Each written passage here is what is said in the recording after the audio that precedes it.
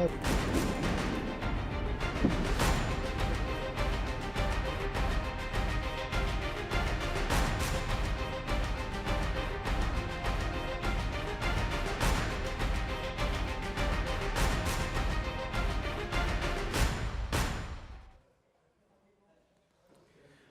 and welcome to News Center. I'm Parikshit Luthra. Israel stepped up its offensive in Lebanon over the weekend, continuing their bombardment across the country. Israel struck central Beirut for the first time since 2006. 3 leaders of the Popular Front for the Liberation of Palestine were killed. Hamas claimed that its top leader in Lebanon had been killed as well. So far, more than 100 people have been killed in the last 24 hours, taking the death toll to over 1,000 in 2 weeks. Iran-backed militant group Hezbollah has confirmed that its leader Syed Hassan Nasrallah, along with 20 other members, was killed in an Israeli airstrike over the weekend. The group has vowed to continue its war against Israel. In a statement, Israeli Prime Minister Benjamin Netanyahu has said that Israel has settled the score with Nasrallah's assassination in a Beirut airstrike. The Israeli Air Force has also targeted a power plant and seaport in the Yemeni port cities, killing at least 4 people. Meanwhile, reports have said that blasts were heard in Syria's capital, Damascus.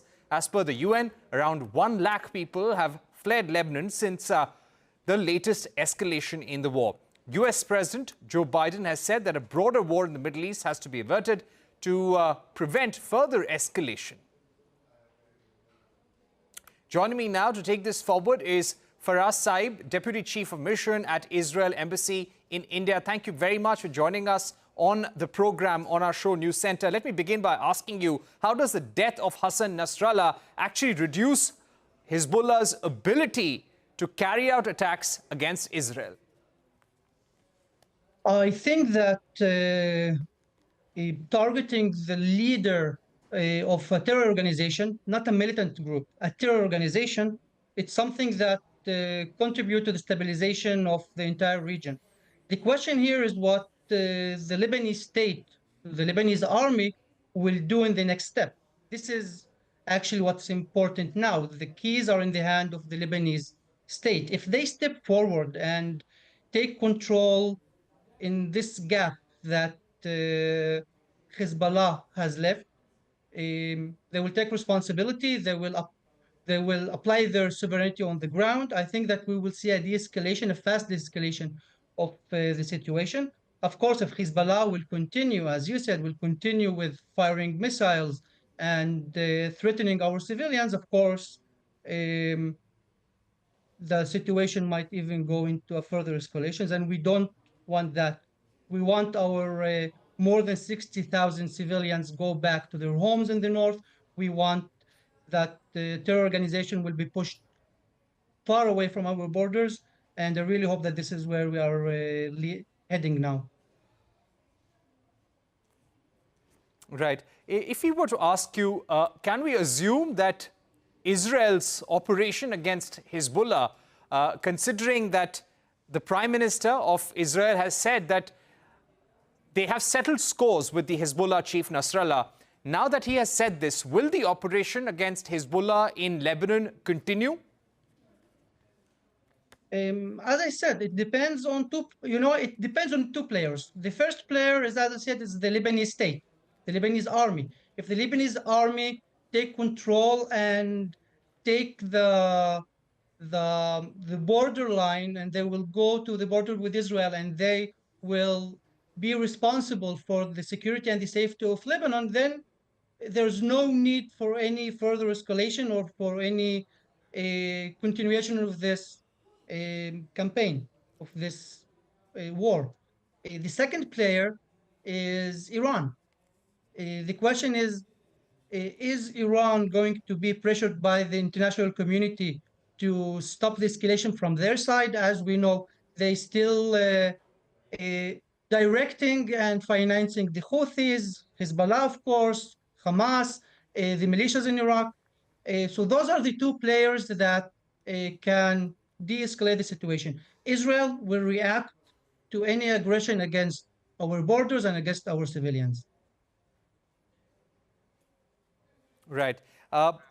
We're just a week away from the first anniversary of the 7th October attack on Israel and its people, where more than 800 Israelis were killed. More than 250 were taken hostage as well, including foreigners. What kind of a message do we expect Prime Minister Netanyahu to deliver to the world, not just the people of Israel, but to the world ahead of that anniversary? And the 7th of October was a huge tragedy. It's a trauma for the Israeli civilian, for the Israeli public. 800 civilians, that's right, but we're talking about more than 1,200 Israelis who were butchered and killed and raped, and of course, more than 250 hostages. Don't forget that we still have more than 100 hostages held by Hamas in Gaza, 101 hostages, and we want them back. And I think that the message of the Israeli government, Prime Minister Netanyahu, is very clear. He said it in at the United Nations. First of all, we want our hostages back. This is the first thing. We want terror organizations to stop getting financed and directed by Iran and others. And I think that the future has two possibilities. And this is what Prime Minister Netanyahu said. There's the normalization and connectivity possibility. And this is what we want, connecting East and West via Israel, via the Gulf. Of course, India has a huge part in this. And the other option is the, let's call it, the axis of evil option. And this is Iran continue attacking Israel via Iraq, Syria, Lebanon, and from the south via the Houthis in Yemen. We really hope that the first option will be the next step to stabilize the region of West Asia and, of course, connect East and West together. Right. I would also like to ask you about the possibility of a ceasefire in Gaza. The U.S. is still hopeful that there is a room for negotiations. But many experts say with the attacks that have been carried out against the Hezbollah, against Hamas over the last 7 to 8 days, it seems that there is no place for negotiation anymore. How would you react to those reports? Negotiation is always an option. The question, what is the first step? And the first step that we are demanding is our hostages back, our civilians back, our young and elderly and 2 kids, 2 babies that are still there, the Bibas family. We want them back. The moment that we know that they are back, there's a huge range of possibilities, negotiation, the rebuilding of Gaza, and talk about the day after, and normalization, and all those things will happen the moment that we will have our civilians hostages back, and the moment that we have our not only civilian hostages, of course, all the 101 hostages, we want them back, that we know that Hamas doesn't control Gaza anymore, that moderate leadership will control the Palestinian society, Palestinian community. We know that on our northern border, there won't be a terror organization that's controlling a country. And then we can, of course, discuss further options. We don't want to escalate the situation more than it is now. We want to go into some kind of stabilizing the entire region. But of course, as I said, the key is in the hands of the other side in this case. We for sure won't stop the campaign. We won't stop protecting our borders, our sovereignty, and of course, our people. Right. You know, according to different reports, Fares Saeb, Israel did not keep US in the loop when it carried out that attack on Hassan Nasrallah and other members of the Hezbollah. How would you react to those reports? Well, our relation with the United States is very strong and it's very deep. It's not only strategic and it's not only shared values. It's even deeper than that. The connection is by the good relation and connection is bipartisan. All parties in the United States appreciate Israel. We have a huge appreciation to the United States and its stands. Regarding Hezbollah, the message is very simple. Hezbollah has the blood of more than 350 Americans on its hands. from terror attacks in Lebanon. It has the blood of French peacekeeping soldiers from the 80s attacks. It has the blood of Argentinians in the attacks in Buenos Aires in the 90s. It has the blood, of course, of many Israelis, if Syrians, of others. So there is an understanding between us and our friends, of course, the United States as our really main and most important ally, that fighting terrorism is not an option. It's not a negotiation. It's not something that we discuss. It's something that we all do.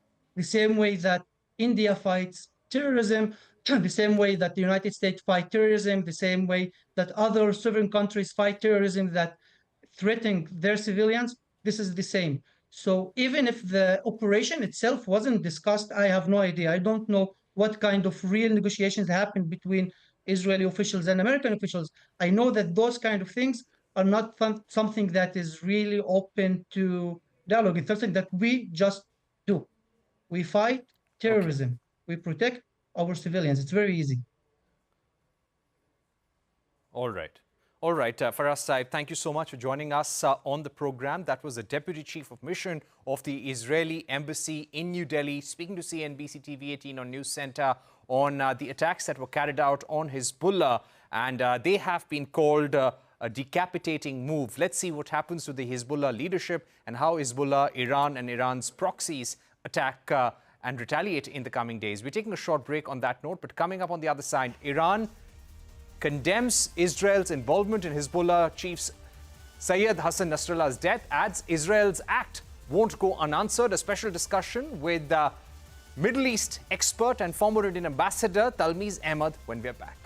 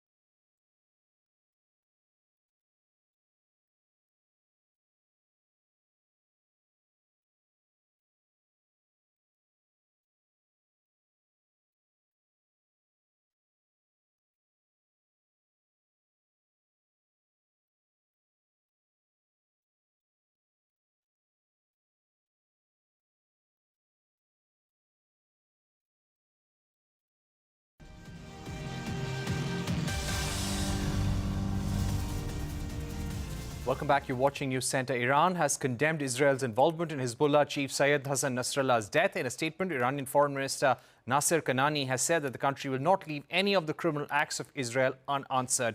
Could this lead to an all-out war in the Middle East? How will this impact tensions that have already been going on for the last 1 year? Joining us right now is Talmiz Ahmed, foreign ambassador to Saudi Arabia, Oman, and someone who is an expert on the Middle East as well. Ambassador Ahmed, thank you very much for joining us. Would you actually call this a decapitating blow to Hezbollah, or do you think the group is now strong enough to absorb, regroup, and re-emerge?